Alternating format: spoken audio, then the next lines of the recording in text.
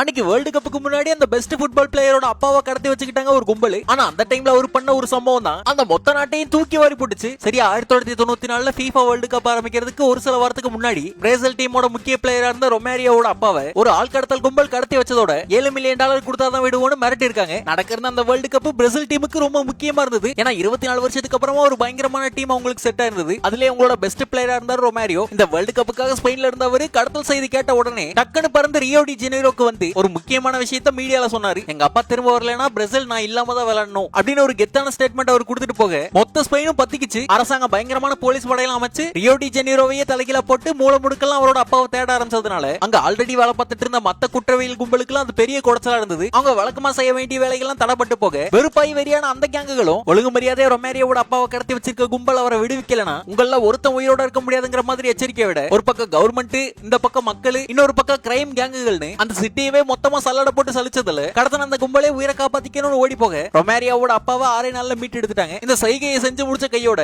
சிறப்பா போய் Romario world கப்பையும் ஆடி அந்த வருஷம் பிரேசில் டீமை ஜெயிக்க வச்சு வேர்ல்டு கப்பையும் வாங்கி கொடுத்திருப்பாரு.